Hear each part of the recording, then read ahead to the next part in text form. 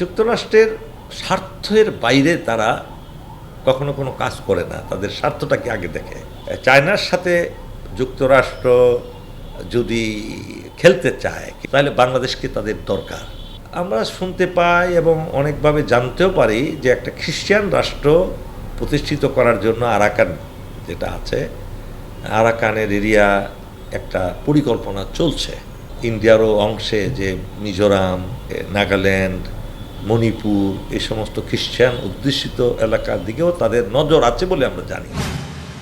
যুক্তরাষ্ট্র পৃথিবীতে এখন আমি বলবো পরাশক্তি একটা, তাই না? পরাশক্তি শুধু না, যে কোনো দেশকে চ্যালেঞ্জ করার ক্ষমতা তারা রাখে। যুক্তরাষ্ট্রের স্বার্থের বাইরে তারা কখনো কোনো কাজ করে না, তাদের স্বার্থটাকে আগে দেখে। সেই জন্য বাংলাদেশ তো অবশ্যই একটা জিও পলিটিক্যালি স্ট্র্যাটেজিক্যালি এমন একটা লোকেশনে, যে লোকেশনটা ইন্ডিয়া এবং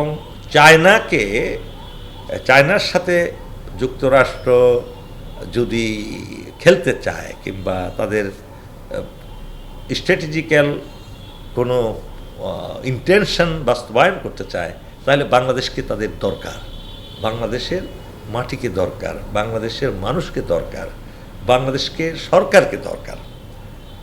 একটা আমরা শুনতে পাই এবং অনেকভাবে জানতেও পারি যে একটা খ্রিস্টান রাষ্ট্র প্রতিষ্ঠিত করার জন্য আরাকান যেটা আছে, আরাকানের এরিয়া একটা পরিকল্পনা চলছে। আপনি জানেন ইন্ডিয়ারও অংশে যে মিজোরাম, তারপরে নাগাল্যান্ড, মণিপুর এই সমস্ত খ্রিস্টান অধ্যুষিত এলাকার দিকেও তাদের নজর আছে বলে আমরা জানি।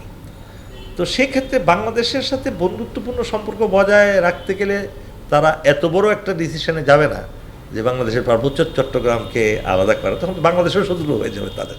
এই ধরনের ব্রুটাল সিদ্ধান্ত তারা নিবে বলে আমার মনে হয় না।